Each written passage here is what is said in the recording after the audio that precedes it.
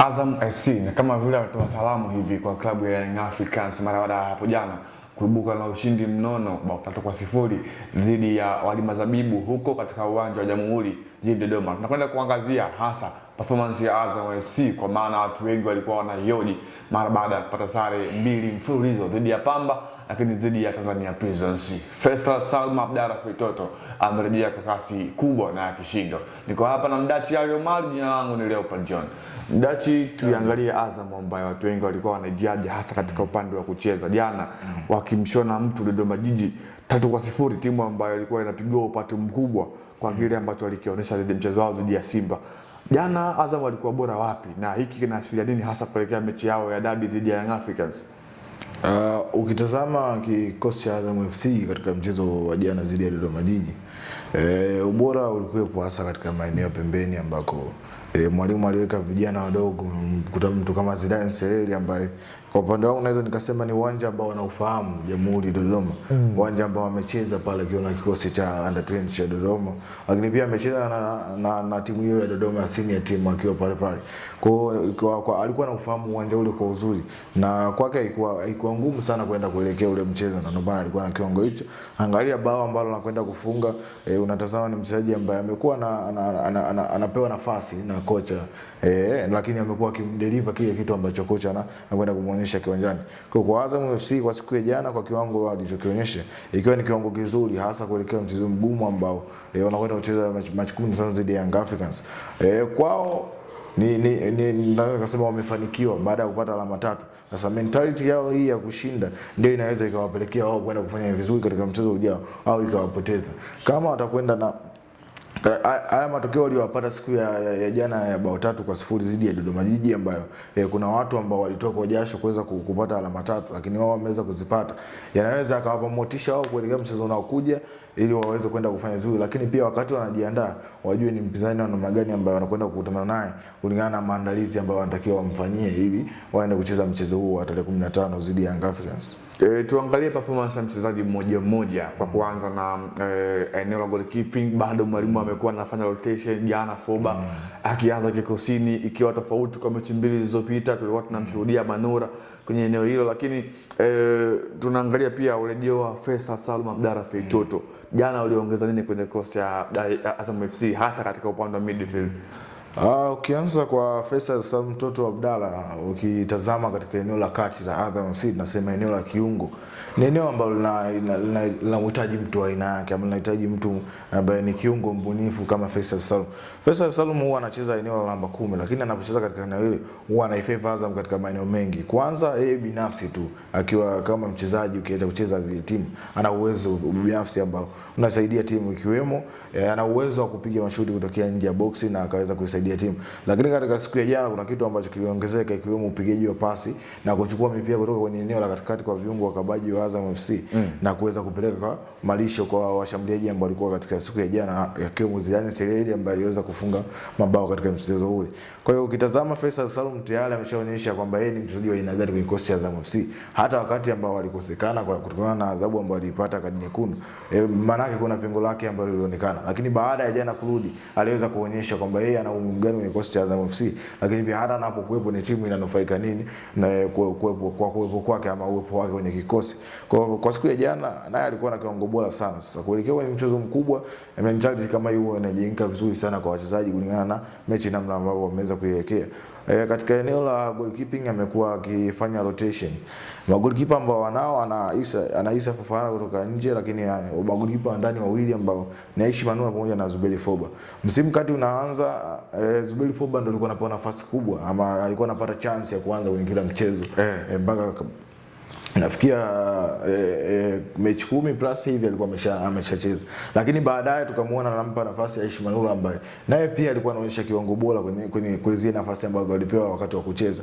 Kwa hiyo kwake kocha ni faida, kwa sababu tayari ana uhakika wa kumtumia goalkeeper yoyote ambaye yupo kwenye kikosi chake na akaweza kunufaika juu ya kile ambacho ameweza kukipanga. Na ukizingatia siku ya jana Zuberi Foba akaweza kupata clean sheet, lakini pia hata akimweka Manula kuna saa ambayo wakati uhakika wa kupata clean sheet shuka kwa jeupe golini unakuwa ni mkubwa.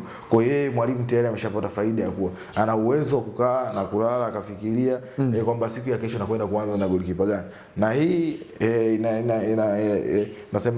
inaleta ushindani hata kwa golikipa, sababu hakuna anayejua kwamba siku gani yeye ataanza, siku gani atakaa kwenye ubao. Kwa kocha ni faida, kwa sababu magolikipa wote wameonekana kudeliver kile kitu ambacho anakihitaji kwenye kikosi. Tuangazie Zidane Sereri ambaye ni bwana mdogo, amekuwa na mfano mzuri. Jana alikuwa na moja kati ya mchezo bora pia, akiwafunga wajili wake wa zamani. Tumzungumzie hapo. Ibenge amekuwa anawaamini vijana sana kwenye kikosi chake, na vijana amekuwa ni sehemu ya malipo makubwa kwake. Tumzungumzie Zidane Sereri. Amekuwa azungumzi sana, lakini ni nyota ambaye Azam FC amesaidia kwa kiasi kikubwa.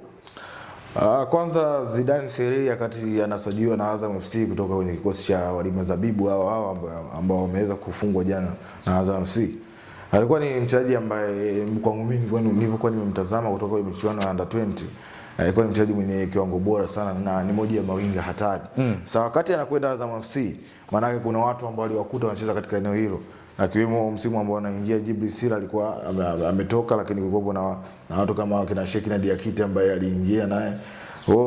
Ilikuwa ni ngumu sana kuamini kama Zidane Sereri atakwenda kupenya kwenye msitu huu wa wachezaji hawa na akaweza kupata nafasi.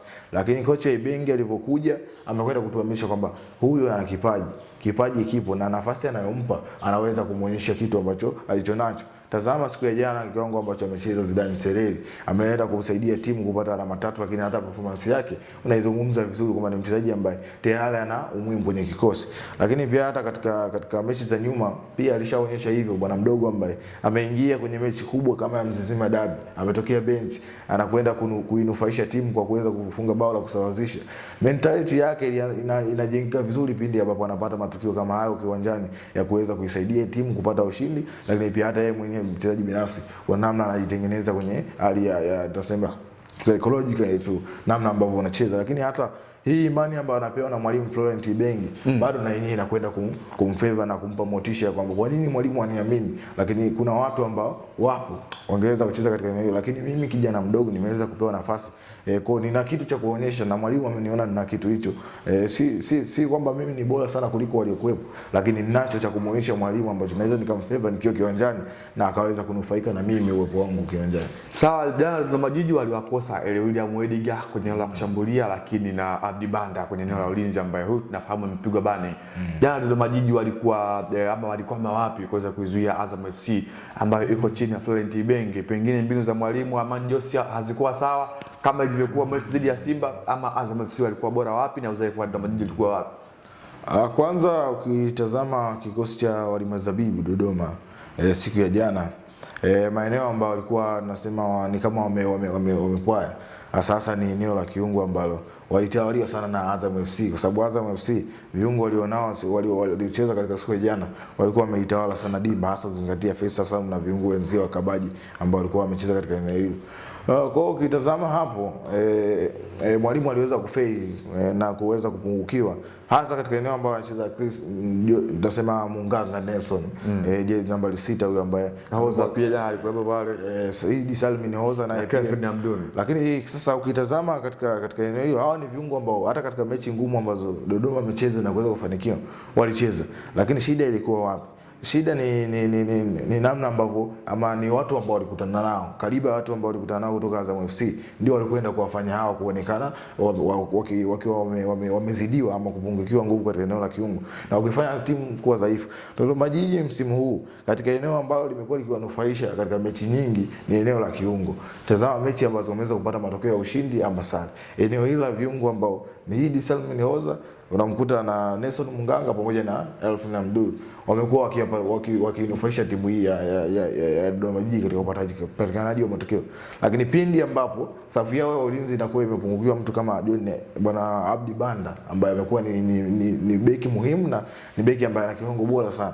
Hii pacha yake na Andy Bikoko imekuwa ikiwanufaisha pia Dodoma Jiji juu ya uelewano wao na safu ya kiungo ambayo inaongozwa na Nelson Munganga katika eneo la ukabaji na kufanya tutasema nani yote katika eneo la kiungo.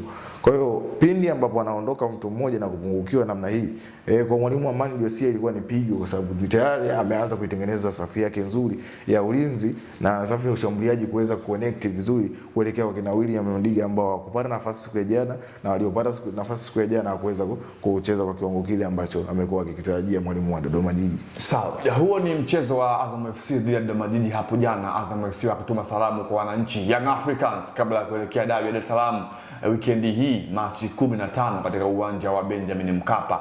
Jana Azam FC walikuwa bora mno kwenye kila eneo. Hii ilikuwa The Golden Boot. Jina langu ni Leopard John, nilikuwa na Mdachi Ali Omari. Kwa heri kwa sasa.